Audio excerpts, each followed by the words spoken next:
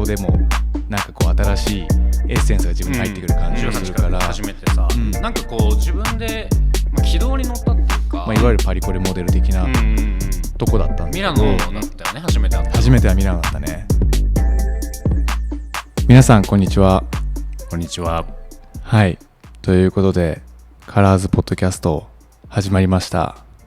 司会を務めるのは僕モーガン・クロードと友達のヒロです。ヒロです。よろしくお願いします。はい、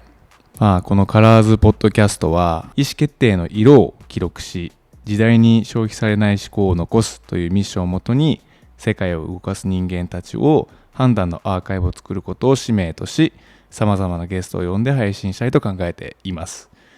という感じで、カラーズポッドキャストは今回は僕とヒロがプレゼンターを務めて、今後ね毎回2人でそのゲストをお迎えしてっていう形になってくるんですけど、まずはヒロの自己紹介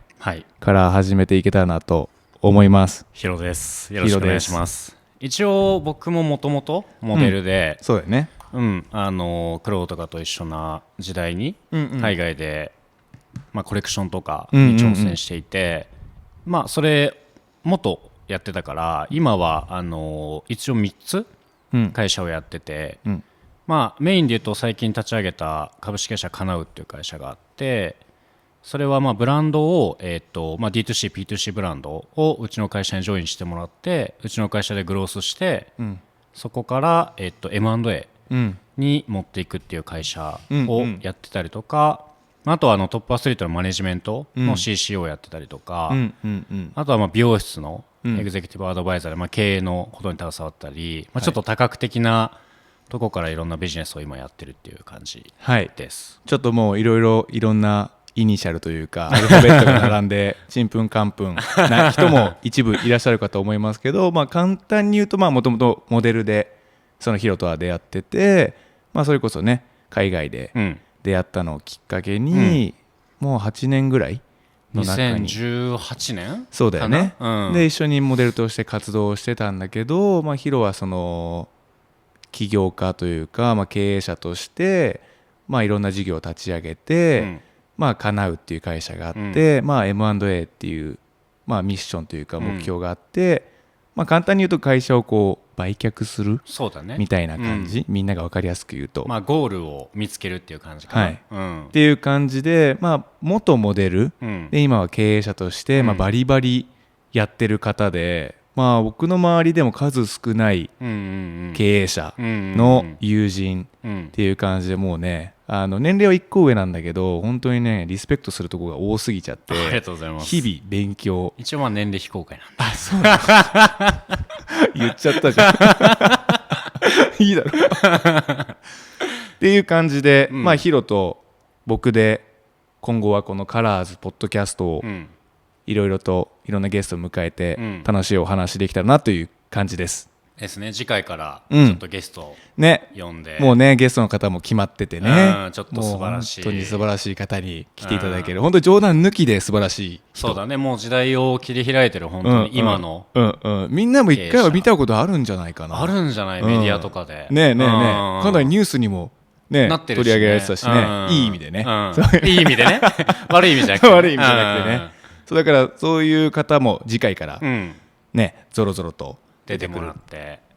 感じですね。それで言うと出てほしい人みたいなのいる？いやもうそれこそたくさんいますよ。もう本当に自分のね友人だったりはもちろんだけど、やっぱりこういう感じでまた改めてお話ししてみたいみたいな人もいるし、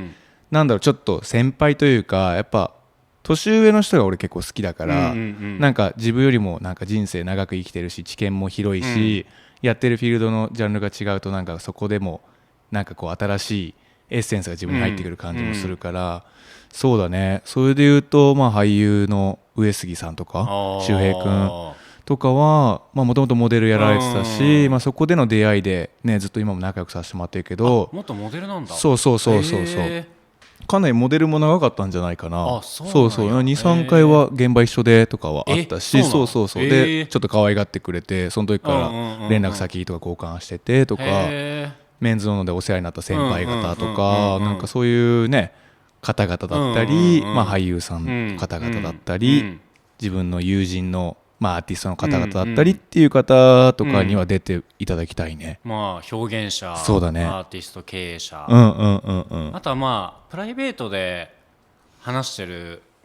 あとまたちょっと別物だもんね。そうだね、ちょっとこういうとこに来てもオンで話す感じ、なんか今となってなんかそこを直す、なんだろう、あんま聞いたことなかったとか、まあ例えばヒロの目線で気になるポイントとかが俺にとってはすごい新鮮だったりとか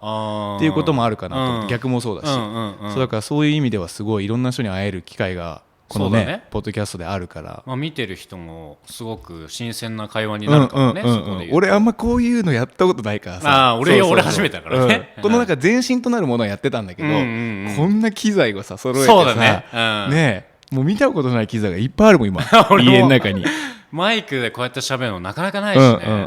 そうだからまあなんかすごい新鮮だし、こういった形でいろんな人とねこうお話ししていけるのはすごい楽しみっていう感じかな。すごく楽しみだね。次回はまあ配信、これの配信があれか、もうすぐ。そうだね、年内にはしたいよね。して、そこから次の、まあ、シーズン1なのか。シーズン1なのか。どこを基準で、まあ確かに俺はシーズン0だとしてシーズン1、一人ごとにシーズンがあるの。そうだね、一応ブレイキングダウンみたいな感じで。なるほどね。点5とか点5をつけた方がいいかも。もうすぐ100いくと思う。いや、いろんな人に出てもらって楽しみにしてますよ、これは。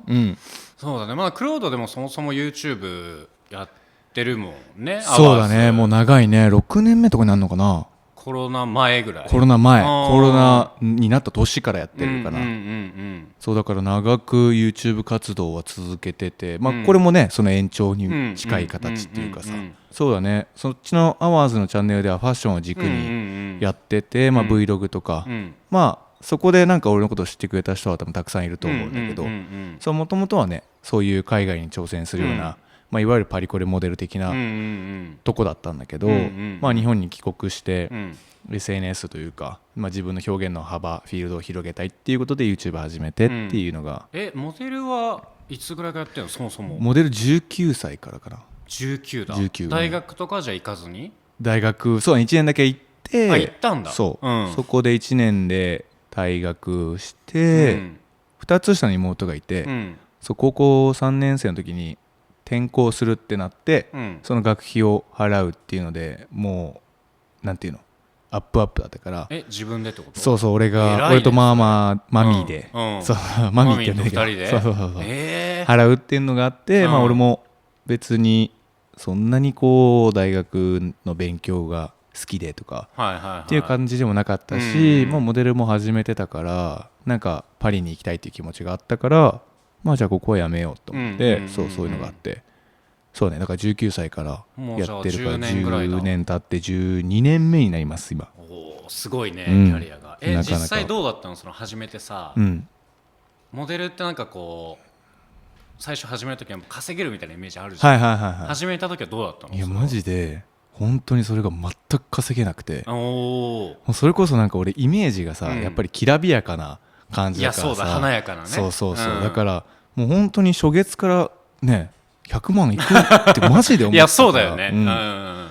でなんか蓋開けてみたら半年ぐらい給料なくて、そのお仕事が決まんなくて、そうだからバイトしながらみたいな感じで、でもまあなんていうのオーディションとか、まあ作品撮りとかが多かったから、そんなにバイトもなんていうのガツガツできるような感じじゃなくて、本当にねモデル事務所所属が決まってから速攻で一人暮らししようと思ってたんだけど、マジで見当違いも甚だしい感じで厳しい世界だった。全然もう本当半年間給料ゼロで、半年後にいただいたのが本当に数万円みたいな感じだから。何の仕事だったの？それはね雑誌のやつがね多分2本ぐらい入ってて、そうありがたいことにでそれでもうめっちゃもらえるんじゃんと思って、給料知らなかったから、めっちゃもらえるじゃんと思って、いざ給料日で入金されたら速攻チェックして日付変わって、なんでそれは。いや額が俺の想像のはるかに安かったってこと。そうあれだったから、俺がその相場を知らなかったっていうか、っていうのもあるんだけど、そう俺の勘違いで。でも雑誌とか出たらさ、まあそれこそまあ憧れてた雑誌もあるし、めっちゃ高いと思うよね、正直。なんかみんなすげえなんかね稼いでるんだろうなって思ってたから、その目線っていうか、まあ一般的な目線で見てたからさ、そうだからちょっと思い込みすぎちゃってたというか常識がなさすぎた。そんなね、まあ18からこう始めてさ、なんかこう自分で、まあ、軌道に乗ったっていうか、まあ安定したなみたいな瞬間ってあるの？まあ、2年ぐらいやってからかな。やっぱオーディションも毎週のようにあるからさ、それでいろんなクライアントさんと出会って、まあそのね、間に入っているキャスティングの方たちとも出会って、で徐々にこう仕事を掴んでって、まあ、業界の中でもちょっと顔が知れてって、そう2年ぐらい経ってようやく生活できるかなぐらいな感じ。でもずっとそれでも実家だけどね。それ実家だったんだ。だから一人暮らしできるような経済力ではなかったかな。それちょっと聞いてる人はすごいね、今からモデルやろうと思って目指したくなくなりそうでそうだよね。まあでも今のクロードを見たらね、そりゃね、しっかり輝いてるしさ、いやなんかね、もっとねできることはあったんだと思うけど、俺がそこのそれがなかったっていうか、できることでいうとどういうまあ本当に今で言うとさ、まあ SNS を活用しながらとか TikTok だったりね、こういうポッドキャストだったりなんかね YouTube とかもそうだし、一応なんかそのアプリ自体っていうかさ、利用するのにはお金がかからないわけじゃん。だからそういうところにやっぱこう手を出してたら違かったかもしれないし、まあ、いわゆるセルフプロデュースみたいなところだ、とか、もっとそのオーディションとかお仕事を待つだけじゃなくて、自分からこうジムに行ってもっとそのなんていうのかな、見え方がその刺さるように自分で調整するとか、そういうことは全然できたなっていうか。当時はじゃああんまやってなかったんだ？全くやってなかったんだ。全く行ってない。そうだね、23、4歳ぐらいからかな、ジム初めて行ったのが。マジ、意外だね。でも、今はね、もうなんか行くのがルーティンになってるけど、もうちょっと早めからやっとけばよかったなとか思ったりはする。今聞いてる人はぜひ、あんまお金かかんないしね、ジム行くのってね、そうだね、パーソナルとかじゃないから。まあでそっからパリに行くのか。パリに行くね。で最初がパリだったの？それは最初はロンドン。ロンドンだ。最初ロンドン行って、ロンドンベースで考えてたから、12、3通ぐらいメールを送って、まあ本当に普通に帰ってくると思ってたから、ある程度前もった期間で送ってて、全く連絡なくて、これはやばいと思って、でコレクションが6月に始まるから、事務所入ってないの無理でしょみたいな。で周りの先輩方に話聞いたら、いや事務所ないとマジ無理だよみたいななって、でそれでまずいと思って、まずエージェンシーを決めないと思って、5月にロンドンに渡って、コレクションが始まる1ヶ月前に渡って、で着いて2日経ってからエージェンシーを1日何件かバーッと回ってって、当日にそのウェブサイトを覗けばオープンコールって言われる時間があって、まあ誰でもフラッと来ていいよみたいな時間があって、まあそこの時間に合わせて行って、でまあ行ってみたら結局アポイント入ってないから無理とか、全然そういう断られるとこもあったし、建物のセキュリティになんていうの、止められたりとか返されたりとか、アポイントあるみたいな、ないみたいな、じゃあ今日は無理だから。でもその人はその事務所の人じゃないのよ。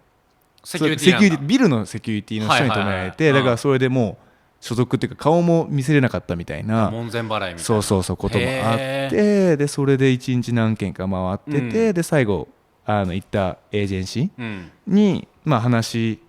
こうしてもらって、話聞いてもらって、こう自分のブックをなんか宣材写真とかいろんなそのモデルの写真とか集めた、名刺みたいな、ブックみたいなのこうあって、でそれ見せて、マネージャーさんとこう話してて、そしたらなんかまあメールするねみたいな、だからそのメールでなんか合否が決まるからみたいな、まあ言っちゃえば落ちてるみたいな、もうそればっかりやったからさ、でもメールするねだったらもうほぼないみたいな感じだから、それで帰ろうとしたら、その事務所の社長さんがそこにいて、ヘイみたいな、ちょっとこっち来てみたいな感じで言われて、どこから来たのみたいな、日本から来ましたみたいな。で俺イギリスのハーフで、向こうイギリス人で、みたいな、なんかなんかいい顔してるねみたいな、はいはいはい、で今話したのマネージャーとみたいな、うん、あそう話しましたみたいな、でそう今からもうメールするって言われたんで、違うエージェンシー行きますみたいな、どこ行くのっつって、どこどこって言って、あそうなんだって言って、こういう長いテーブルで社長がこういう誕生日席みたいなとこにいたんだけど、急にスタンドアップとか言ってこうファッて立ち上がって、僕この子可愛いと思ってるんだけど、いいみたいな感じで、そうさっきメールするねとか言ってたマネージャーも、いいと思うみたいな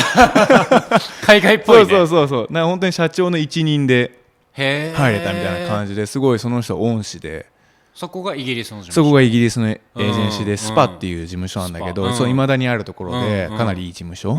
でもともとその社長はもっと大手なそのモデル事務所のヘッドブッカーっていう、まあなんかなんていうの、マネージャーのトップ、まあ営業のトップみたいな、そうが独立自分の作りましたよっていう事務所で、まあすごい腕のある人だったから、そう俺はそれ知らずに行ってたんだけど、でそこをベースにいろいろと海外のネットワークが広がってきて、まあミラノパリと事務所が決まってみたいな。そこはトントン行ったもんな。そこはそのコネクションで、明日パリ行ってきてっていう感じでパリ行って、そこの、まあ、提携というか、まあ、そのなんていうの関係値のある事務所で、その社長ミーティングみたいな感じで、いいねみたいな感じになって、まあ、社長のご利用しっていうことではあるんだけどね、まあだからそれは良かったかな、すごいいいチャンスつかめたなみたいな。そこで事務所入って、まあ1回目のシーズンはどうだったの、パリとか。いや最初のシーズンはね、やっぱそれこそすごいキャスティング、まあそのショーのオーディションの数も桁違いに多いし、やっぱニューフェイスっていうこうなんていうのかな、新人、でまあ世界でまだ出たことがない子たちっていうところで、まあファッションウィークって年さ、ウィメンズとクチュールとかリゾート合わせると8回10回ぐらいあるからさ、やっぱみんなこう新しい子たちを探してはいるからさ、っていうところでニューフェイスっていうのでキャスティングの数はすごい多かったから、まあそういう意味ではかなりこう本数自体はまあそのブランドのね、そのみんなが知ってる認知度の差はあるけど、12本ぐらい、そうすごいね、3カ国で歩いてっていう感じではあったね。だから結果的にはまずまずというか、じゃあしっかりデビューはできたんだ。そうだね。いやそもそも歩けない人がさ、ほとんどっていうか、まあ俺もともと社会人で、辞めてから実際ニューヨークから入って、ミラノとか行ったけど、まあ初年度のシーズンなんてやっぱ0本だし、で180超えのさ、まあ俺よりも身長も高いし、スタイルもいい、まあね頭身がちょっと違う感じのねが500人ぐらいかな、集まってさ、そこでやっぱ勝ち取るってすごいことなんだなと思ってたけど、10本出てた。まあそうだね、12すごいことだね、それは。数のねその具体的なやつは僕ちょっと忘れちゃったけどまあでもそんぐらい感覚あるってことだよね。だから本当にやっぱ1回のショーで使われるモデルの数もさ、やっぱその規模感にもよるけど、やっぱ多くても40人とか、とか、まあ、40ルックとか、1人のモデルが2ルック来たら数は減るじゃん、人数の、だからまあかなり狭き門というかっていうところだし、まあ、人気な子が結構もうなんていうの、引っ張りだこになるから、売れてる子が、だから本当に30本歩くやつもいるし、20本歩くやつもいるし、ってなると大半を占めてるからってなってくるとさ、席がどんどん減ってるわけじゃん。じゃあ残りの10人の枠をなんか取り合うっていう形になってくるから、でなんかブランドさんの意向によってはその人種のそのバリエーションをっていうかさ、そのなんか分け隔てなく、今はもうそのじゃあ黒人さんたちはかなりかっこいい人が集まってるから、もう白人さんアジア人が欲しいとか、アジアが今足りないから、じゃあ俺みたいな見た目はちょっともういらないっていうか、まあもう埋まってますよみたいな感じだったりとか、そういうのがあって、かなりねそういう、まあ、シビアな関取り合戦というか、イス取りゲーム的なのはあるね。実際さ、まあパリコレとかってモデルからしたらさ、もう華やかで、まあ一番のなんていうゴールというか、みたいなポジションじゃん、そのギャラみたいなのをさ、どうなのそれは。もうね多分まあ俺が多分、そのまあ普通だと思うけど、まあ安いよね。安いやっぱり、それこそやっぱりこう名だたるブランドを歩いてる人とかは全然同じね、仕事の内容でもギャランティーは全然違うし、本当に平気で3倍とか違う人もいるし、やっぱりもうその市場価値というか、そういったものも判断されてるし、エージェンシーもそれで営業してるし、まあなんかそうなるべくしてなってる形ではあるんだけど、俺みたいな感じの人はね、あんまりこうやっぱなんていうのかな、ギャラ交渉とかもなんか最初はね、できないわけじゃん。そうだからもうかなり低かったよね。いやこれ多分聞いてる人とかびっくりすると思うけど、モデルってさ、そもそもやっぱ行く時にさ、まあ、事務所探しからもそうだけど、交通費とかさ、飛行機代、とか、まあ、向こうだともうホテルも取れないからエアビーとかさ、もう全部自分じゃん、払うの。それってやっぱ俺すごいことだなってやっぱ思うもんね。なんか意外とそこ、あんまり世に出てないよね。出てないなんか呼ばれてるんでしょとか、花から決まってるんでしょっていうなんか認識がある気がする。だよね。まあもちろん花から決まってる人もいるんだよ。それはもうエリートだからさ、まあ呼ばれてブランドさんが呼ばれていって、そうブランドの世界観にドンピシャでハマってるとか、もうこの人はモデルとしてキャリアがしっかりあるからブランドも欲しいっていう状態の人はダイレクトでエア代が出てとかはあるけど、基本はね。いや最初俺も自腹で行ってさ、まあ歩けなくてさ、大赤字よね。いやなんだこれはみたいな。で結局さっきのその安いお金、まあ、ギャランティーもなんか事務所によってはこうブランド側にもう何人パッケージで、じゃあもう50万だったら50万で何人か使えるよみたいな営業とかもやっぱしてたりしてたから、その分やっぱりさその一人のモデルの単価が超安かったりとかもするし、それで1本出れてもね、っていう話になってくるじゃん。事務所との取り分もあるからさ、それ差し引きされて、でなんか向こうでの税金が引かれてみたいな感じだと、本当に一番安いので9000円みたいなのあった。マジ？これ9000円じゃないがやばいね。9万じゃなくてみたいな。言ってもさ、かなりの拘束時間ではある。朝6時7時から2時までとか、でもその後もいろいろキャスティング回ったりしないといけないし、でもその日の出費ってそれ以上になっちゃってるし、もう基本マイナスよね。シビアな世界だね。シビアですね。でもさそこでまあこうパリコレに出て、その後に広告とかさ、そういうのがあるわけ、そこで言うと。あるね、あるね。それも出れる人はまたオーディションがあるから一握りだし、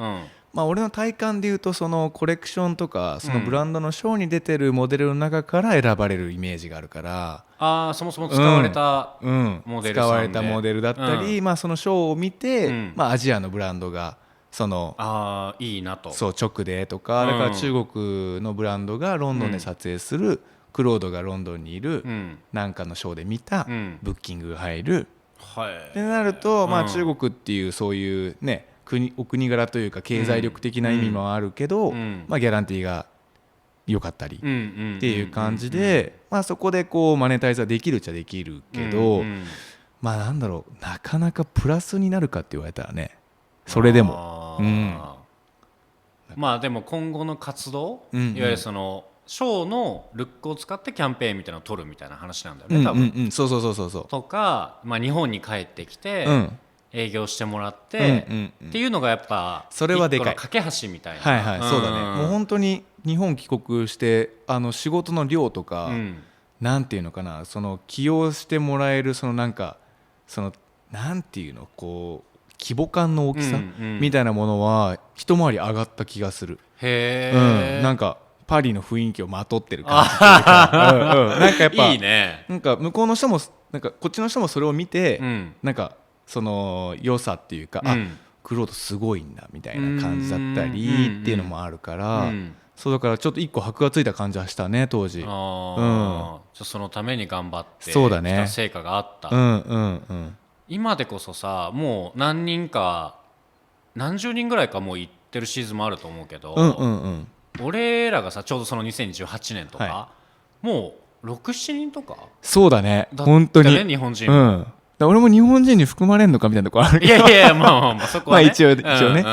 そう本当にね、本当 6,7 人だったよね、最初の最初、俺らのファーストシーズン。それで言うとだからそのハーフの友達除けば純日本人はまあ俺含めてもう数人じゃない、もうそれこそ翼、浩平、ヒロぐらいだと思うよ。そうだね、その最初は、そっからまたどんどん増えてってとかはあるけど、俺の中での最初期はそれだもん。だよね、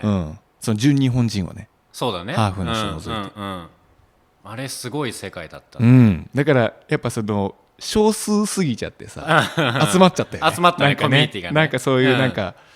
ちょっと落ち着きたいというかね、安心感というかさ、あの時さミラノだったよね、初めて会った。初めてはミラノだったね。アペリティーボしたもんね。アペリティーボね皆さんわかりますか、アペリティーボってなんだろうね、日本語で言うと、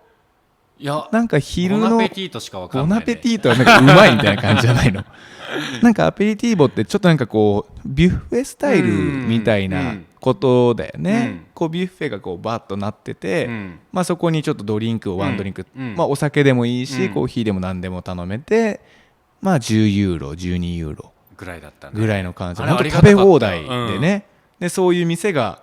本当に20軒ぐらいさ、川の両サイド並んでて、昼下がりのポルタジェノバね、ポルタジェノバ、懐かしい川沿いでさ、なんかテーブルと椅子がバーッと並んでてね、喫煙 OK だからさ、外だと、それでタバコを吸いながらこうね、こうオーディションがどうだったとか、これ行ったとか、今日これ行くんだみたいな話をして、俺3時からこれがあるからちょっとこのぐらいで出るわみたいな、OKOK みたいな、まあまたあさってぐらいちょっと飯でも行こうみたいな感じだったよね。だったね。8年経ちましたよ。8年経った、すごいねすごいよね。もうあれからさ、次はもうパリ行く予定とかないの？いや実は1月からまた、はい、パリの方に。1月ってもうすぐじゃん。はい、だからこれがこうというか公開されてからもうちょっとしたら行ってるってことだね。1ヶ月ぐらい。それは何、またパリコレにチャレンジみたいな、はい、また30歳で再スタートというか、まあ初心に帰ろうというか、っていう気持ちになってて、まあなんかそれもあるのか、そういう自分の周期的なものなのか、またヒロともね、なんかまた出会うきっかけがあってね、8年ぐらい知り合いではあったけど、ここまで密にこうなってくるのはなんかそういうなんかお互いの周期的なものがあったのかなっていうのもあるんだけど、そうまたまあショーへのなんかゲストとしての観覧もあるはあるんだけど、まあ出る側としてもまたやりたいなと思って、でなんかまあいろんな理由がもちろんあるんだけど、今後の展開とかねっていうのもあるんだけど、なんかこうショーを観覧しながらショーに出れたとしたら、それって俺しかできないんじゃないかなみたいな、自分にしかできないことをしようと思ってた時に、自分のルーツとかいろいろやってきたこととかをこう見返してって、そしたら今の俺だったら観覧とかはもしかしたらありがたいことにチャンスがあればいける、でもまあ出るっていうどっちかに分かれちゃうと思うんだけど、そのどっちもやるっていうのは日本では俺だけなんじゃないかっていう、プレイヤーとしても行くし、もしいたらね、それは全然そう俺だけだよってことを言いたいわけじゃないんだけど、俺しかできないことってそれ一個あるなと思って、そう面白い形だね。だからそういった意味でまたパリに挑戦して、そうだね、1月行って、まあ6月も行く勢いでやりたいなっていう感じ、まあスケジュール次第ではあるんだけど、まあ1月は確実に行くっていう。でもさ、まあ観覧とかできる今のね、立ち位置まで来たわけだけど、ショーに出るのはさ、もうゼロスタートみたいなもんでしょ。そうだね、そこはもう全部リセットされてるから、だしニューフェイスでもないし、なんていうの、オーバーエイジっていうかさ、そのやっぱり見た目が別にね、そんな見えなければブランドの世界観にはまってれば何歳でもいいんだけど、やっぱ若い方が有利っていうのは間違いないし、やっぱそのフレッシュさとかやっぱ出ちゃうから、まあじゃあ25、6ぐらいって言っていくしかないよね。全然なんか初めましての人とかあったら普通にサバ呼ぶでも当時仲良かったというか、まあ顔を覚えられてるディレクターとかさ、オーディションの絶対いるでしょ。いるいるいる、やっぱその回してる人たちは変わんないからさ、PG とかさ、 PG キャスティング、PL ジョルジオっていう方がいて、もうその人が多分ヨーロッパの7割8割ぐらいのキャスティングを持ってるから、まあ、チームでいろいろ分かれてるんだけど、大元は PG っていうのがあって、まあ、俺の記憶というか今もその活動されてたら、その PG が一番でかいと思う。じゃあ会う可能性あるね。全然あるね年齢やばい。そうそうそう、あれバーバ25みたいなどっかで会わなかったんだいやどうだろうみたいなそうまあ、いける範囲でちょっとサバ読みながらサバ読みながら25ぐらいだね。そうだね、いけるいける全然、いけるね、アジア人若く見られるし、ね、そう、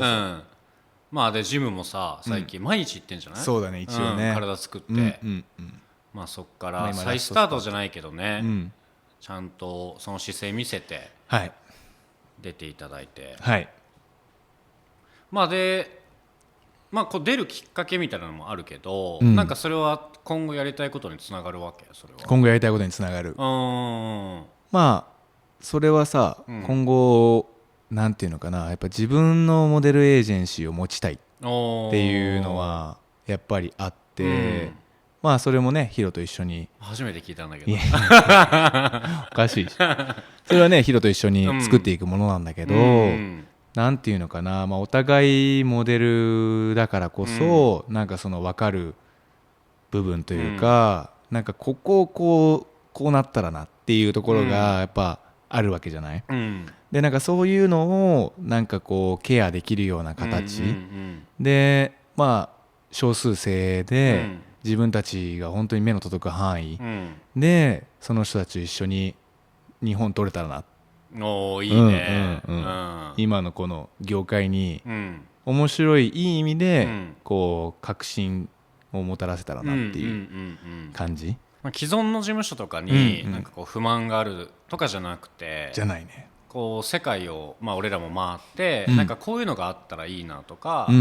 モデルとマネージャーとかがなんかこういう関係値で入れたらいいなとか、なんかそういうのがやっぱあって、で俺らも2年前ぐらいから飲み始めたのかな。そうだね飲みの場であって、で仲良くなって、気づけばなんかそういう使命みたいなものがさ、お互いにちょっと口から出て、まあ、じゃあやろうかみたいなって、まあ、実際いつになるかまだ分かんないけど、まあもうすぐ始めれたら始めるっていう感じで、名前とか決まってるんですか？決まってます。でまだそれは言わない方がいい。言わない方がいいか、真似されちゃうと困るし、確かにね確かにねいいじゃんみたいな、まあでもなんかこういうのにちなんでるはいるよね。そうだね、まあカラーズもね、いろんな、まあ、十人十色じゃないけどさ、そういう、まあ、色に関連したりもしてるかもしれないし、ヒントヒントですね、まあでも本当に来年中には確実に、もうねいろんなその段取り自体は着々と進んでて、来年中にはもう上半期中には、そうだね、とりあえず、まあ、まず第1号としては僕が所属っていう感じで、そこからオーディションをして、いろんな方とお会いして、だからそれこそさ、なんか、まあ、このチャンネルとか聞いてくれてる人とか、まあ動画でもいいし、なんか例えばオーディションとかさ、なんかそういうのちょっと発信して、もし本当に興味があってくれる子がいたら実際にこう話してみてさ、所属みたいな話も面白いよね。全然、本当に次戦他戦問わず、でまあやっぱり少数精鋭ってところはちょっとやっぱりやっていきたいかな、最初は。最初からねドバッとみたいな感じだと俺はもうてんやわんやみたいになると思うから、なんかそれこそさ、まあ俺も事務所入ってて、もともと入ってたし、日本でいうとなんか海外の外国人のモデルは例えばアルファードでさ、オーディションとかも送迎あったりするじゃん、ああいうのとかもなんか日本人はなくて、ないですね、なんかそういうのとかも俺はやってあげれたらなとか思うし、なんかそれが例えば時間を削減できて、なんかその間に例えばジムに行く時間が少しでもできたりとか、その子がなんかしたらめっちゃいいなと思うし、あとはこのチャンネルとかもまあ見てもらったりとか、なんかそのお金に対するやっぱリテラシーとかもなんかこう上げていけたらいいなっていうのがあって、なんかまあ俺そのさっき言った社会人からモデルになってもうさペイペイじゃん、経験もないし、でなんかこういろんなものを見ていろんな海外に行ってた時にやっぱこうすごい下にやっぱ見られるし、すごいやっぱこう天狗になってるというか、でもやっぱこういう立場になったりとかして、なんかお金の回り方とかを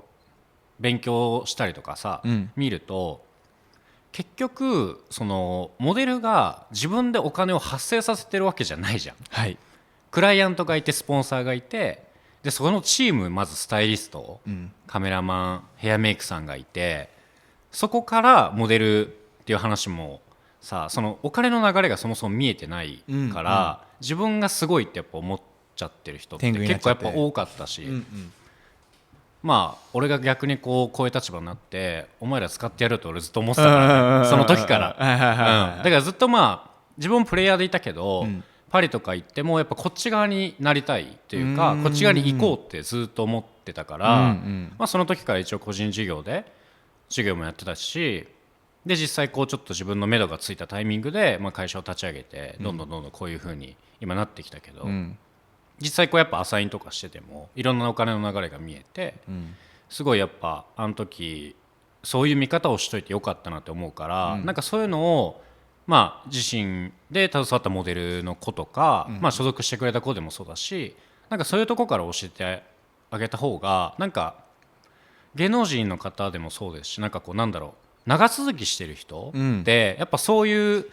リスペクトっていうか、やっぱクリエイターの方にもそうだし、ちょっとこうツンケンして、まあいわゆる調子乗ってる人みたいなのを俺続いてる人マジで見たことないんだよね、もう3年ぐらいでさ、もうまあ使われて消費されていなくなる、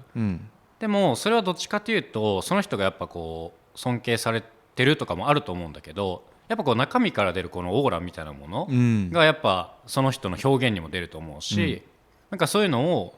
もともとまあ最初から教えてあげれたらもっといい風に育っていくんじゃないかなって思ってるんだよね。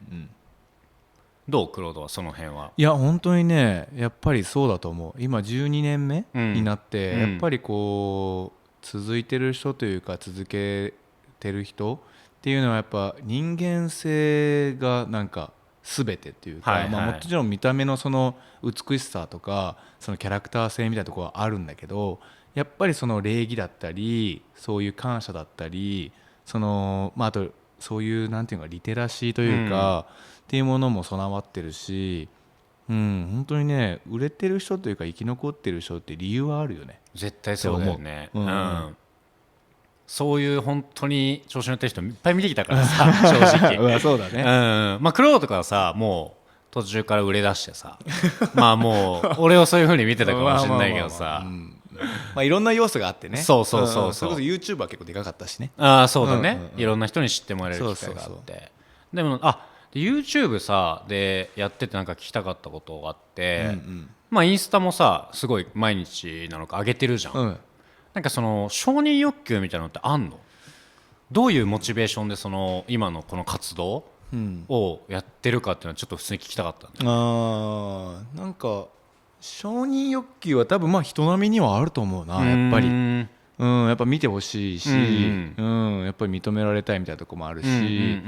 やっぱりこうなんていうのかな、日々毎日撮影があるわけじゃないから、まあ、自分ができることをちょっとでもっていう意味で、まあ、毎日できる限り更新しようっていう感じではあるから、まあ、その承認欲求自体は多分あると思ってんだよね、俺は。まあでもそれ以上にこう知ってほしいとか、そうだね、そういうのがやっぱ強いってことだよね。知ってもらってどんどん活動の場とか、その表現できる幅を広げていきたいっていう感じで、そういう SNS を利用しながらみたいな感じで、まあ、完全に俺にとっては仕事道具ではあるから、そこはなんかやっぱりなんていうのかな、こうデータを見ながら、こういう企画はこうかみたいなことをこうちょっと精査しながら、みたいなところとか、やっぱ数字と向き合う時間も一定あるね。へえ、YouTube とかってさ、まあ、好きなことを仕事にするみたいなイメージあるじゃん、そういうモチベーションでは好きなことなのかな。それも好き、自分好きだしね自分が好きだから、まあでしょうね、なんかそれで自分を見せたいみたいな。なんかそのなんていうか、俺 YouTube がめっちゃ好きなの。その YouTube を見ることが、そうだからなんかその画面越しで、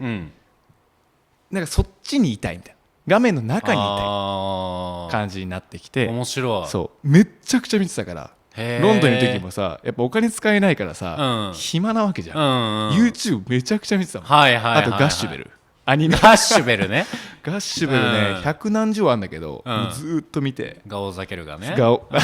バオザケルガオザケルがかあ、にわかだにわかでした、だからそういう感じで YouTube をめちゃくちゃ見てたから、俺もこの画面に収まりたいと思って、へえ、だから帰ったら YouTube をやろうと思って、ってのはそっか、じゃあきっかけのタイミングもじゃあ近かったんだ。そうだねそうだね、パリ終わって、そうだね、そうだから俺足にタトゥーを入ってんだけど、そのパリの俺的に最後にしようと思ったシーズンで、結果が芳しくなくて、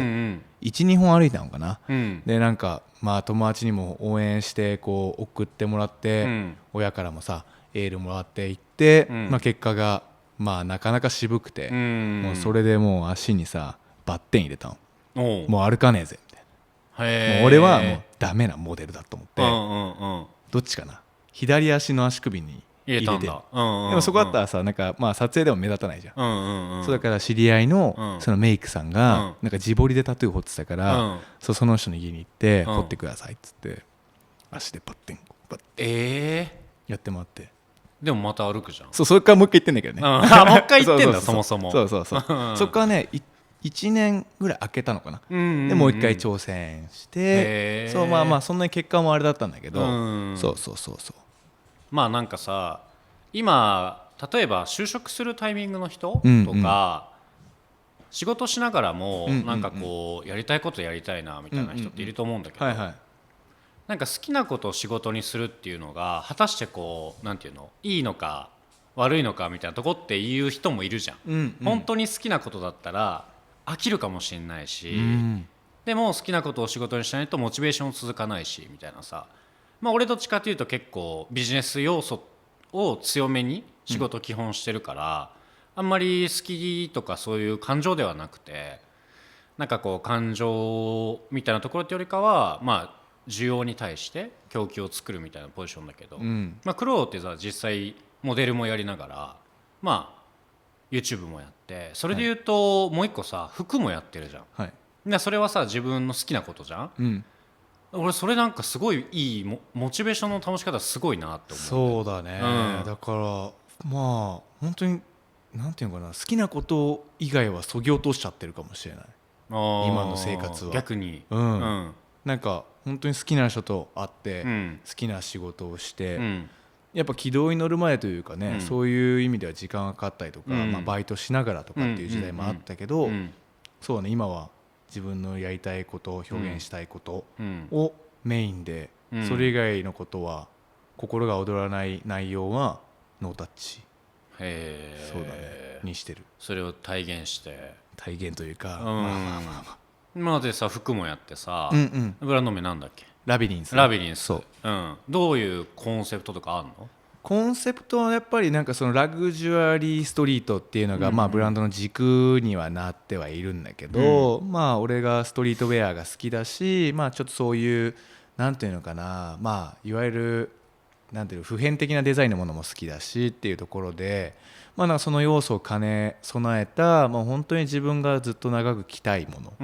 のを作ってて、そうだからそんなになんかこうめっちゃ売りたいとか、店舗を出したいとかそういうことは全くなくて、自分が作って自分が好きなものを世に出してみて共感してくれる方となんかそれをなんか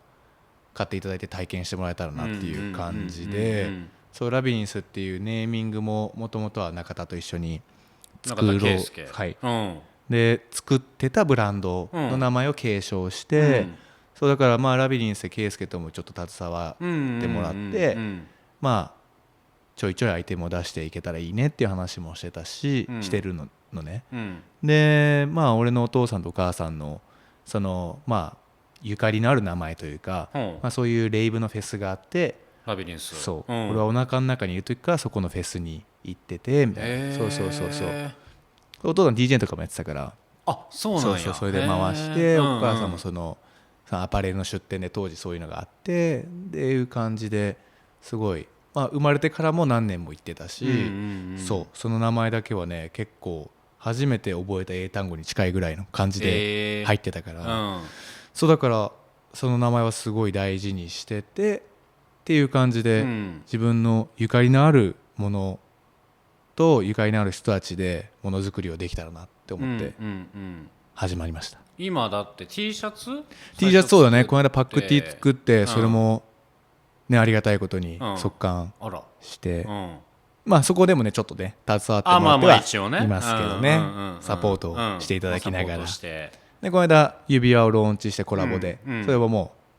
うありがたいことに速乾して、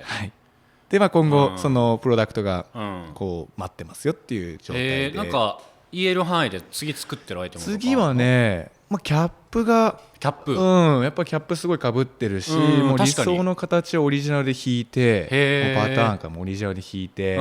であとはデニムもオリジナルパターンで引いて、まあ、生地もね自分たちで作ってみたいな感じで、メッシュキャップ1回目のキャップ自体はメッシュじゃないんだけど、2回目考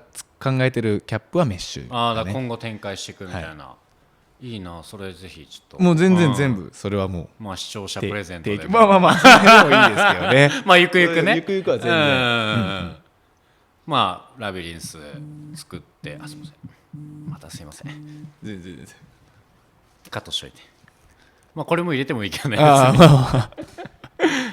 お忙しいですからね、色はやっぱ電話がすいませんでした、かなり忙しいから、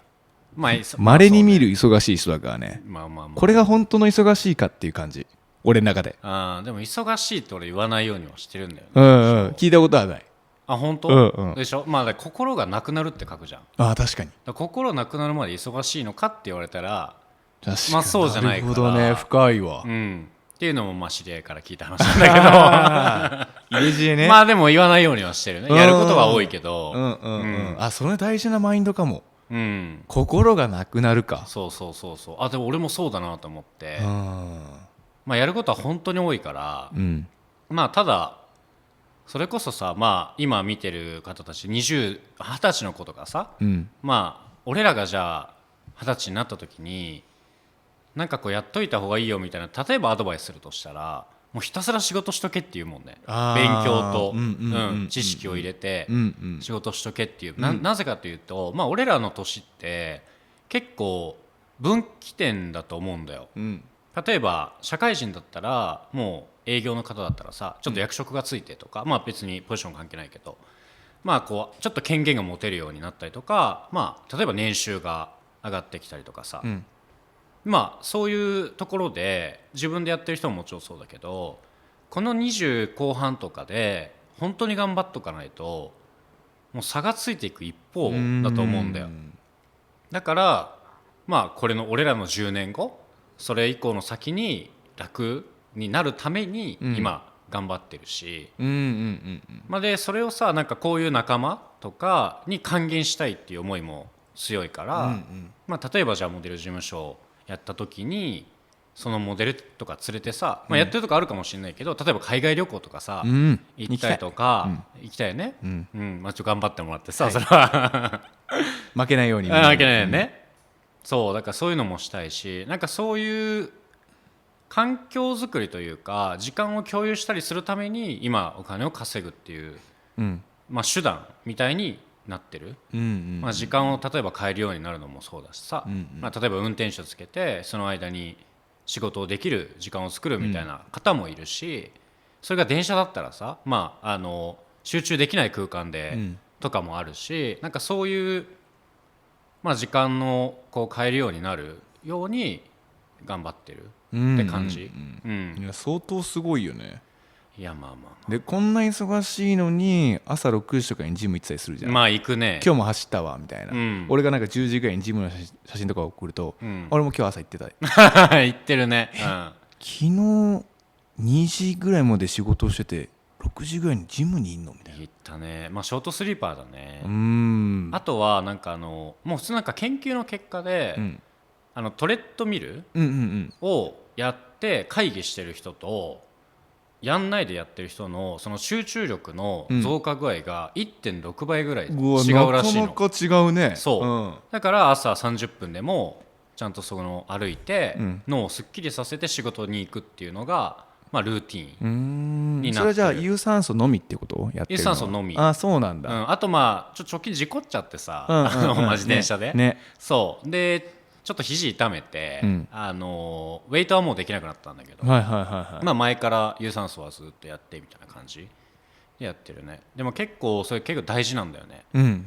朝やっぱこう瞑想やる人もいるし、経営者でもやっぱり脳がずっと回転してるから、なんか集中一個にこうパッて集中できるものとか運動しないと結構ねしんどいんだよ。ずっと回りっぱなしみたいな状態になるとね。だから寝るのも結構気絶みたいないつも毎晩気絶。爆寝着て爆寝着てるね。ちょっと宣伝になっちゃうから。いや爆寝マジいいからね。俺もすげえなんか喋ってたからか分かんないけどインスタの広告ですげえ長い出てくる。どうしようと思って。でもめちゃくちゃいいよ。いいんだ。まあ睡眠も大事なしでもちろんっていう感じでやってるよね。だからさ、あとはなんだろうな、まあ、クロードに俺聞きたかったのは、まあ、今後まあ一緒にやるのもあるけど、モデルとしてのそのゴールみたいな、なんかさいつモデルやめたらいいのかなみたいな相談もなんか受けたりするし、やめ時もあるし、なんかそれで言うとゴールみたいなのあんの？いやあんまりないから続けてるのかもしんない。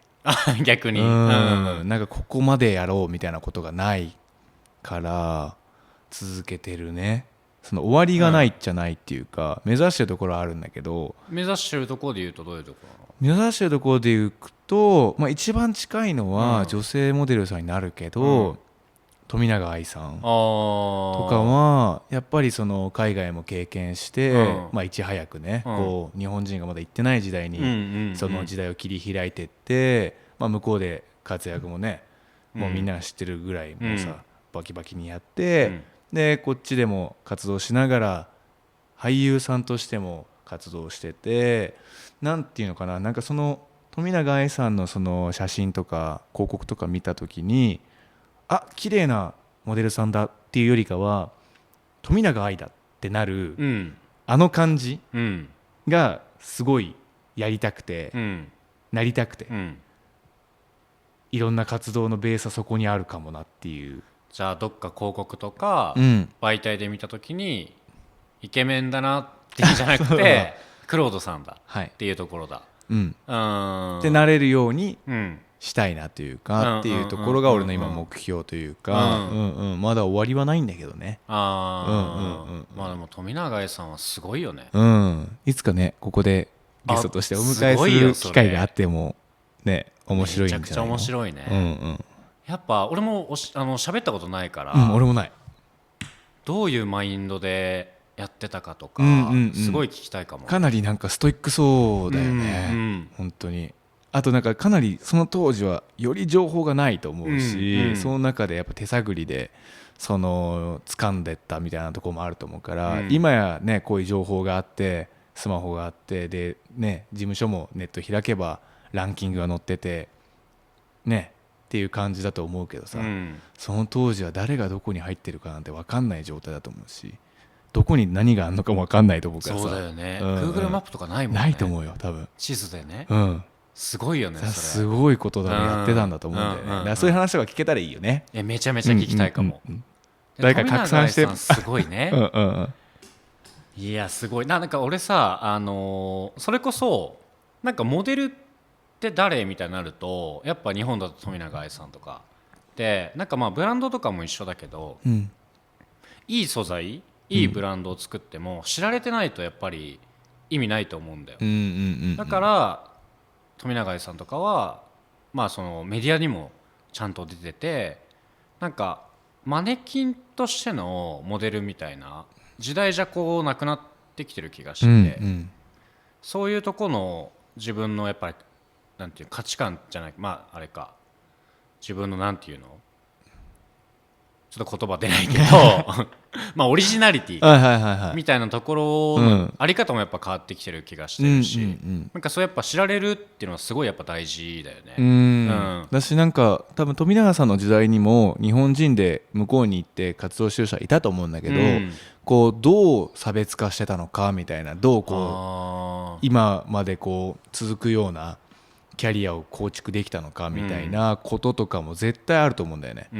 その人がやってなかったことを私はやってたみたいなことだったり、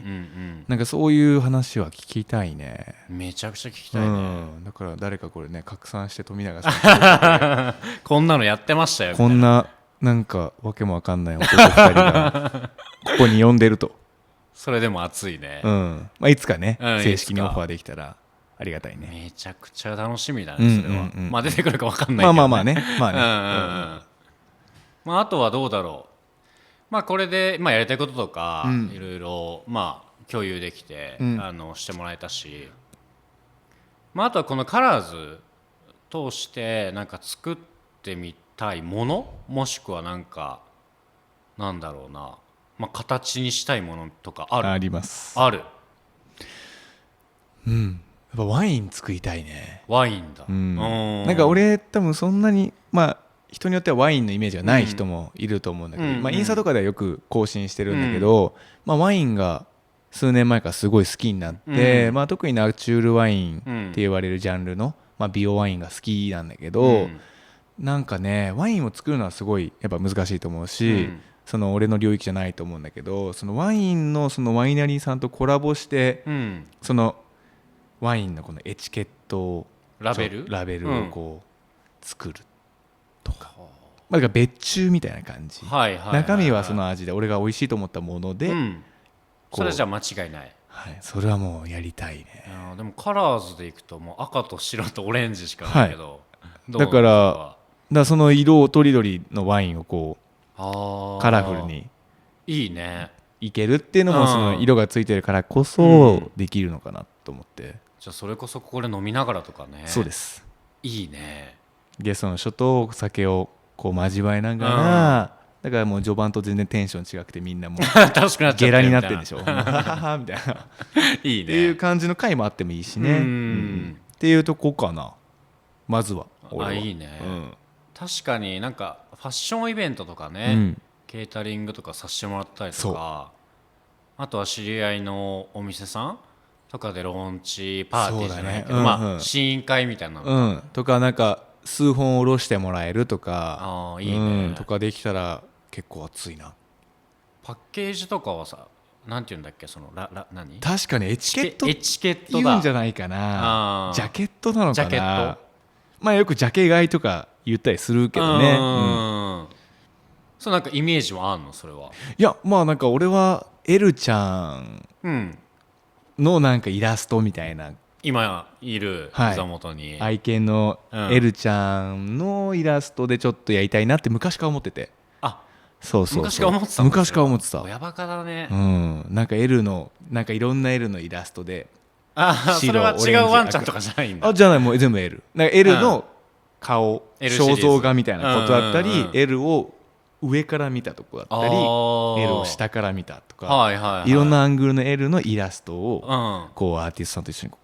やってやれたらいいよね。でもいいねそれ、絶対可愛いよね。起き上がってきた。あとはどうですか？今エチケット探してるね。正式名称をちょっと聞いてみようかなと。一応ねメディアだからね。ワインのジャケットと呼ばれがちな部分の正式名称は文脈によって呼び方が異なりますが、ラベル、カプセル、フォイルなのでエチケット入ってないですね。チャッピーにはエチケットというあれはないんで、多分ラベルが一番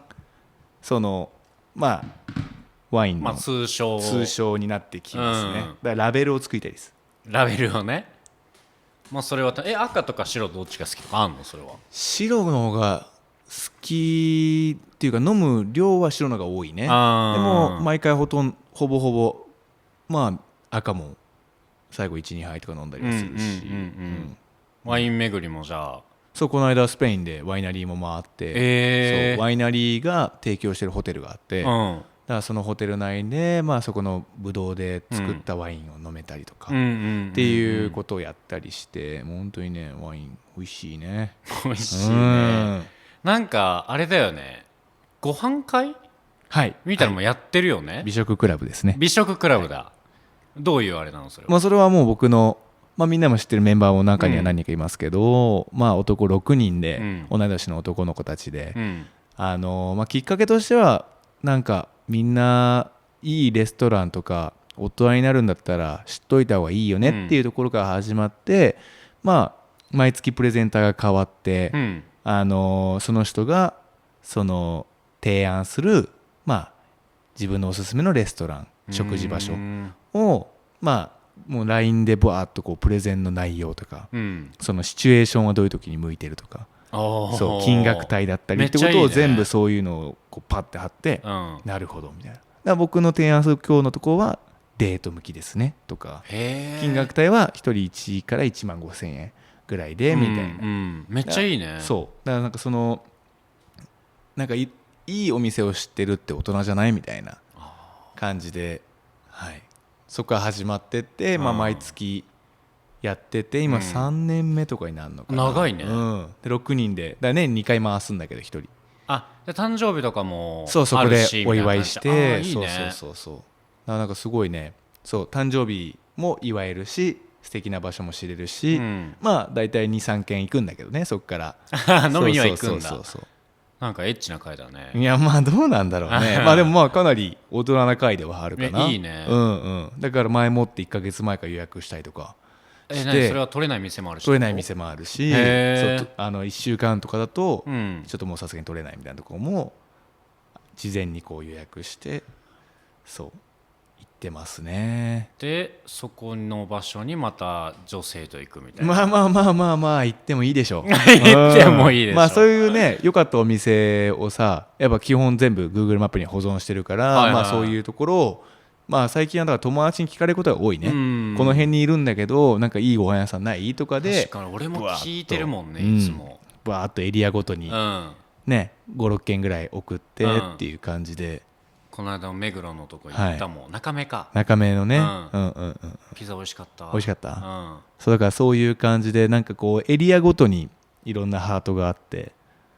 あ今この辺にいるからここに行こうとか、あこの辺で飲んだら2軒目はここのバーに行こうとか、なんかそういうのを探すのがなんか好きで、なんか大人だなっていう憧れてるみたいな。なんかおすすめとかぜひ教えてもらいたいよね、いやもう俺の Google マップなんてもう自分が見えないぐらいピンクなんだから、ハートが立ちすぎちゃってて自分見失うもん、場所俺どこだみたいなぐらいあるから、そうだし、まあなんか本当にねそういうのもなんかシェアしていきたいし、まあそういうお店で収録しても面白いだろうし、とか、まあ、あとはその美食クラブ自体もなんかねいろいろとプロダクト作ろうみたいな話になってて、今カトラリーを制作してて、カトラリーいわゆるこうフォークとかナイフとかスプーンとか、まあ、そういうシルバーのこういう、まあ、食べる道具みたいなものをデザインしてて、でそれをなんかこう美食クラブからなんか打ち出せたらいいねみたいな感じで、おしゃれでなんかまあそれの一部をこうメンバーの実家の農家さんに寄付してとか、その売り上げの一部をねとか、まあお店でイベントやってお客さんを集めたりとか、でそこで使ってた食器食材、食器を買えるみたいな、なんかあんまりないじゃん。ないね。なんかそのレストランで食べたその食器ごと買えるみたいな。だからなんかそういうのをなんか提案したくて今ずっと作ってて、だから今日使ってたこのフォークレジで買えますみたいなことってあんまりないし、そうゆくゆくはその全部買える店みたいなの作ってみたくて、そうすごい優秀なシェフの方とタッグ組んで、そのお店の椅子とかテーブルだったり絵だったりっていうことを全部買えるみたいな、お菓子の家のなんか全部食べれるじゃないけど、全部買えるみたいな。だからなんかおしゃれなお店のなんかさグラスとか、なんかカトラリーって結構おしゃれなものが多いし、その間接照明だったり、そういったものもなんか全部販売できるような形を今後は取りたいなと思ってます。めっちゃ面白いじゃん、だからまあ全然俺のセカンドキャリアというか、なんていうのかな、まあ、もうちょっとゆくゆくはだからみんななんかね聞いてる人でパクりたかったらもう先にそれ見て、なんかやっぱダメだったよビジネスモデルとして、と思って先にちょっと見れたら逆にそれはそれでいいし。いいね、じゃあもうワインはヨーロッパでもじゃあ飲む？でもさすがにファッションウィークファッションウィーク終わってからだな、やるとしても、まあね一杯ぐらいだと付き合えたりはするけど、そっか、まあパリはそっか俺も行くんだそれは、もう付き人というか、もう付き人でドキュメンタリーをねそうだね撮るからね、それも交互期待なんだけど、まあヒロが時間を割いてくれてパリについてきてくれるってことで、まあ一緒に二人三脚で世界のフィールドで戦っていこうっていう。ぜひね、それ見てもらって、でそっからちょっと募集でもしちゃって、そうですね、興味ある人いたら、でまた次のシーズンその次のシーズンとか、まあ一緒にね挑戦しに行けてもいいだろうし、その所属したことね、確かに、そうだから、まあ、そういうバックアップというか、いろんなことをしていきたいよね。まあ俺はさ、てか俺らが当時行ってた時に一番壁だったのって、まあお金もあるけど結構語学がすごい困ったんだよね。まあ途中から勉強し始めて、コミュニケーション取れるようになったけど、そもそもそれを勉強しない状態で、マネージャーとどうやってコミュニケーションを取るんだみたいな問題もあるし、あと現地行って例えばショーのこういうふうに歩けとか、指示も聞けないわけじゃん。まあ当たり前だけどみんなその英語は喋れるし、現地の人だからね、そのそうヨーロッパ人というかね、まあ基本は会話英語だけど、それを分かんないってはすごいリスクだし、表現の幅を狭めると思うんだよ。だからもしなんかこう入ってくれたりしたら、まあ英会話の教室なのか、まあ個人レッスンでもいいし、そういうとこから、させてあげたいよね、ちょっとしたいなと、まあ、あとジムでもいいしさ、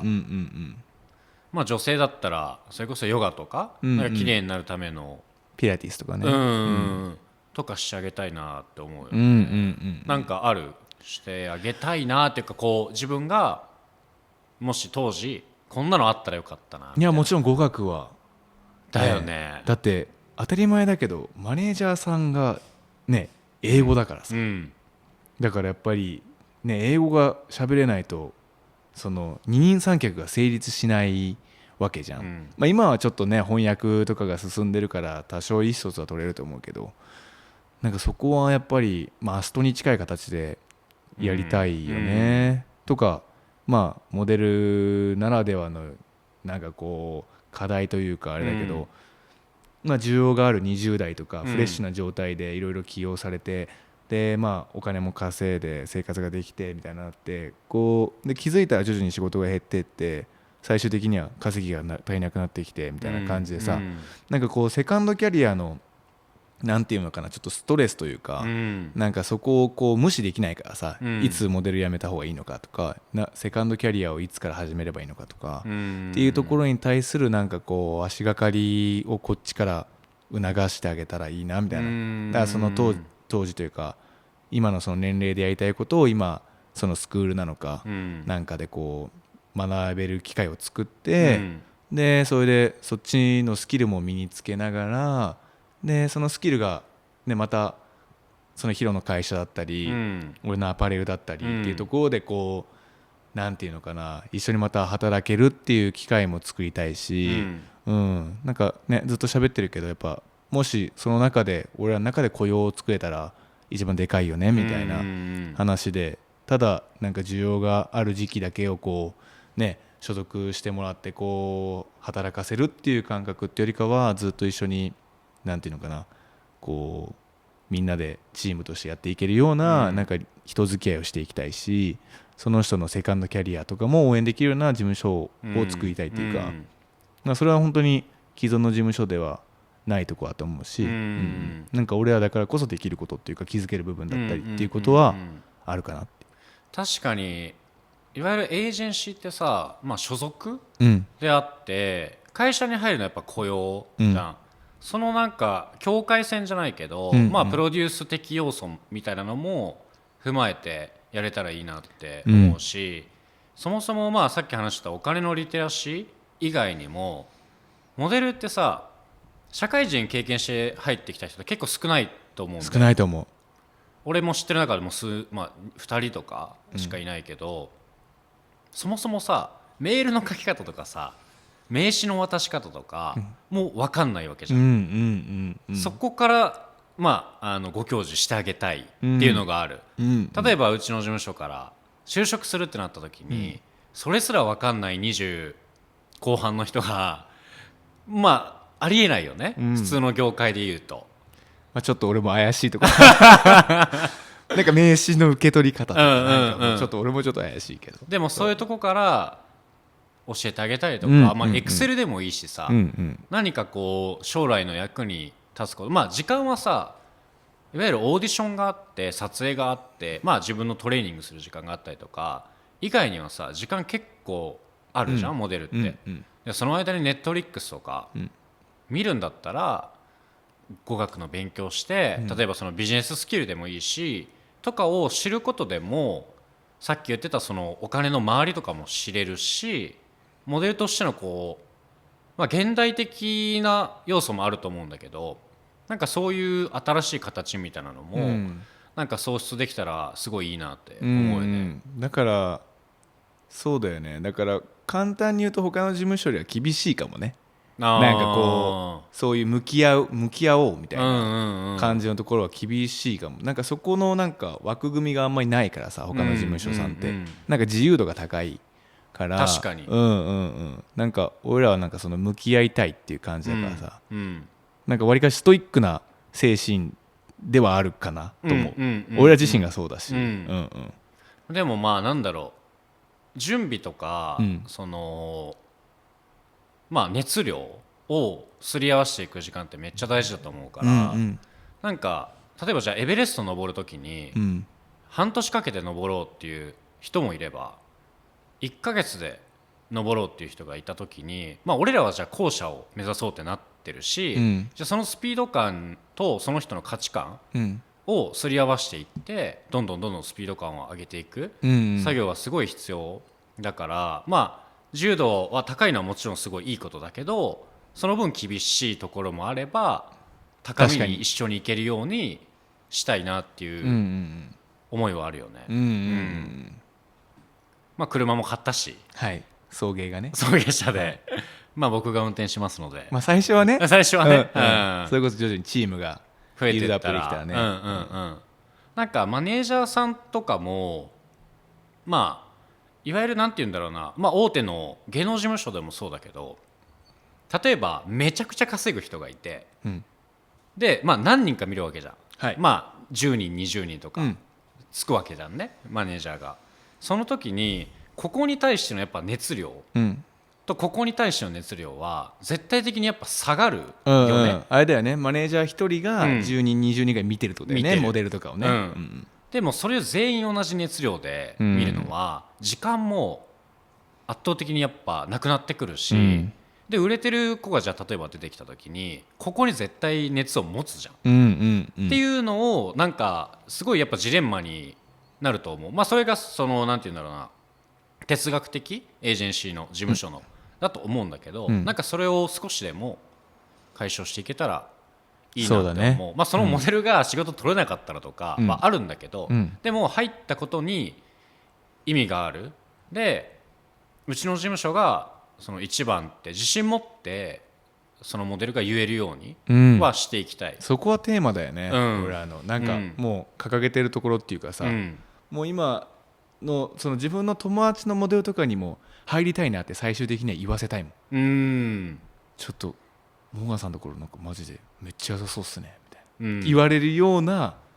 ことにはしたい。正直どことはないけど、やっぱどんだけ仕事しててもやっぱその事務所の不満みたいなのはさ、聞くわけだから、なんかそういうのを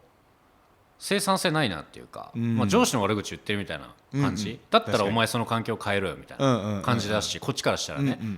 そういうのじゃなくて、もっとこの事務所でこういうふうに上がっていきたいとか、こういう仕事をするために僕はこうなっていきたいんですみたいな子たちを創出できるような環境の事務所にしたいなってすごい思うよね。したいマジで。俺も自分で会社もね3つやってるから、まあね本当にすごいですよ。またそこに対しての熱量はもう 100% でいくけど、4つ目になるの？まあそうだね、4つ目になるね。ね、なるよね。まあセクションとしたらもうでかいのが結構来るからさ、はいはいはいはい。まあ大変になってくるんだけど、まあ人をねこう扱うからね。そうだね、まあ、商品じゃないから、また人のマネジメント、プロデュースっていうのはまた違うスキルだと思うね。やっぱ難しいところももちろんね、まあ、流動的っていうか、物を売るやっぱ感情とかとはまた別物だし、ね、それでお金どうこうのとかじゃなくて、やっぱちゃんと人として接せれるような事務所にしていきたいなってすごい思う。っていう感じの、まあ、事務所をやる予定なので、まあ、興味がある人がいればぜひ、次戦他戦は問いませんが、オーディションは厳しくやらせていただきますそこは。なんかさ、普通ってそのいわゆる、オープンコールとメールで送って、そうだね、よかったら事務所に来てみたいなのあるけど、どっちかというとなんか前モデルで大事なのはやっぱ目だよって言われたことあって、まあ、それってやっぱ中身から出るもんだと思うから、なんかビジュアルももちろんそうなんだけど、やっぱこう例えば面接前にズームとか一回してさ、どういうパーソナリティを持ってるかとか、もう結構重要視したいなって思ってる。多分そういう面接の仕方してるとかあんまないと思うんだけど、そういうとこから。でもそのズームの人数半端ないと思うよ。いやそんなに来るか分かんないけどね。いやいや来ると思うな。来るかな。だから多分2ヶ月とかかかっちゃう。なんか1人に10分とかさ15分とかさ、ズームしてて。でもペイペイやるときに会社はペイペイ3000人営業雇って1ヶ月で雇用したって言ってたから、俺らいけるよ絶対。なるほどね。じゃそれぐらいやろうと。やりましょう。ここでその生配信してもいいしね、別に。確かに確かに、初めてなんじゃない？でも面白いと思うけどね。まあその方の顔を出すか出さないか一旦置いといて、許可はね。でもどういう経歴を持って実際応募してるのかとかもやっぱ面白いと思うけどね。でまあここに来るその事務所をやりたい、入りたいとかモデルやりたいとかじゃなくても、例えば何か他にやりたいことがある子がいれば、なんかその熱量に少しでもモチベーションになればいいなって思うし、なんかそういうとこも、まあ、普段見れないとことかも見せていけたらすごいいいなと思う。あとまあキャスティングっていう言葉もさ、多分分かんないじゃん。分かんないよね。俺も知らなかったし最初、まあ、オーディションなんだけど。オーディションだよね、日本語で言うと。まあ、そういうとこのなんかシーンでももしねクライアントさんとかよかったら見せれたらね。確かにめちゃくちゃ面白いと思うし。だしなんかまあ実際ね俺とヒロがやるエージェンシーにサインするっていう形にならなくても、そこでのその出演だったりっていうのをきっかけに他の事務所さんに入れたりとか、まあ、キャスティングのねディレクターさんがそのフリーランスの状態でこの子いいねとかでこう焦点につながったりっていうことでなんか全体的に盛り上がるかなって思って、そのファッション日本のファッション日本のモデル業界みたいなことのなんか畑自体をこう耕す要素になるかなと思って本当にね結構楽しみだね。まあクロードのことを好きで来る人ももちろんいるだろうけど、いるだろうね。なんだろう、クロードはさ逆に今までロールモデルみたいなのはいたの？います。それで言うと三辻千っていうモデルさんがいらっしゃって、まあ、モデルさんカメラマン俳優さんっていう感じで、まあ、その才能が多岐にわたる方なんだけど、マジでね一番男としてかっこいいなって思えたのが彼だったっていうか、本当に見とれるぐらいビジュアルが良くて、もうなんていうのかな、なんかその中身が出ちゃってるんだけど最終的にじゃあさっきの話とつながるというか、まあ、考え方だったり話し方だったりなんかこう見せ方だったりとかをいろいろ考えてるし、やっぱリアルに向き合ってる人だったから、なんかそれはその渋さというか、その重み出るよねみたいな感じで、千君はねそうずっと19歳ぐらいから好きで、去年初めて飯に連れてってもらって、そう差しで飯に連れてってもらってワインを飲んで、そう千君もワインがすごい好きな方で、そう素敵なレストランに連れてっていただいて、彼が一番ロールモデルだね。ああ、じゃあこの辺にじゃあ出てる写真が、まあ出てんのかな検索もしてくださいね、三辻千さん、中身がやっぱ出てるってことだよね。出てますね。もう見た目も中身もかっこいいと。でもそれってさすごい参考になるっていうか、なんか千さんは、自分のそのビジュアルっていうフィルターを通して向き合う、例えばそれがカメラだったら、そのレンズを通して自分の表現に向き合うみたいなことだから、やっぱそういう突き詰めていっている人って、やっぱそういうところなんだろうね。向き合い方とかすごいやっぱり大事みたいなところはあるよね。あると思う。あとやっぱなんか俺新卒で会社入ってるんだけど、面接とかも意外にやっぱ大事。自分のことを振り返って自分がどういう見られ方をしてでどういう見せ方をしたらどのように見られるみたいな、とかは勉強できるから、なんかそういう時間もすごい大事だよね。そうだね。面接は特にね、なんか向こうが欲しがってることとかさ、なんか向こうの立場に立ってどう自分が動くかみたいなところも大事じゃん。自分の良さだけをただ伝えるだけじゃないからさ、そうか、なんかそういうのも大事よね。喋りでさそれが生きるんだったらいいけど、やっぱパリコレのオーディションとか今思い出したら、もう5秒歩いてさ、そうだね、あ、Thank you みたいな、終わりみたいな、やっぱあったじゃん、あれ悔しいよね。悔しいよね、でももうそうしないともう終わっちゃうしね、その時間がなくなっちゃうから、もう本当にしょうがないんだけどね、喋れないよね。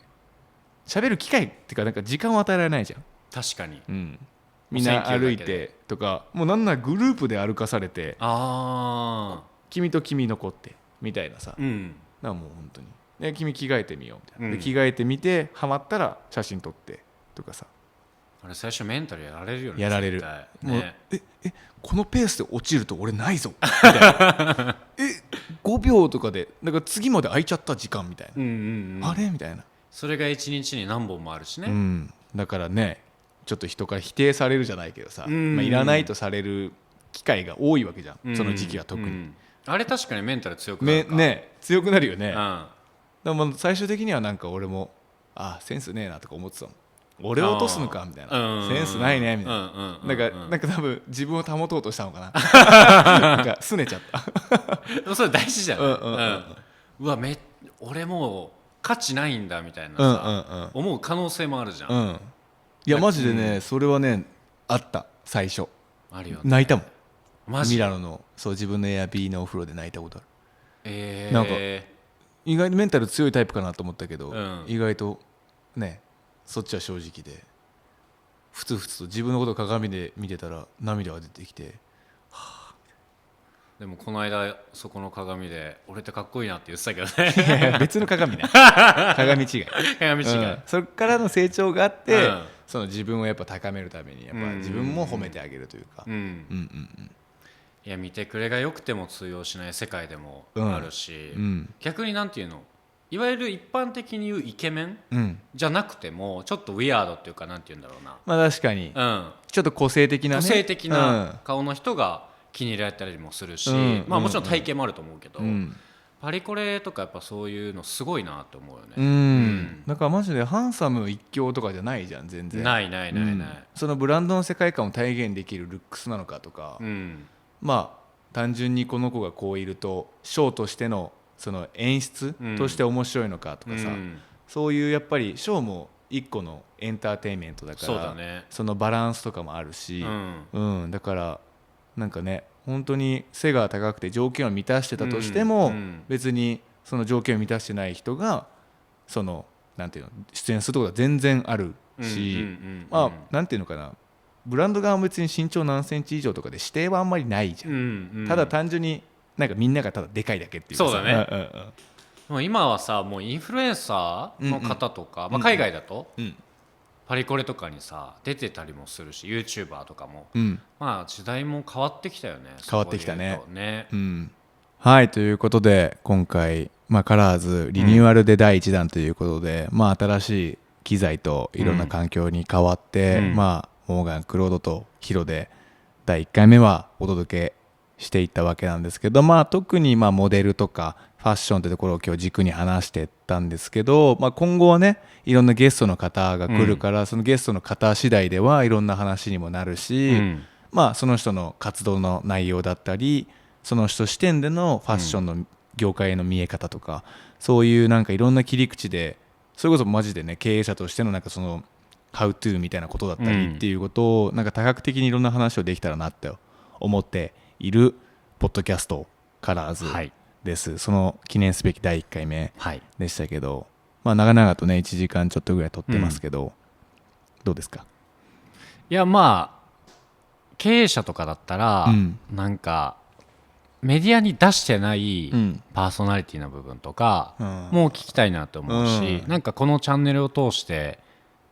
その今まで出してなかったものを知れる機会にも、見てる方たちにお届けできたら確かにすごいいいなと思ってます、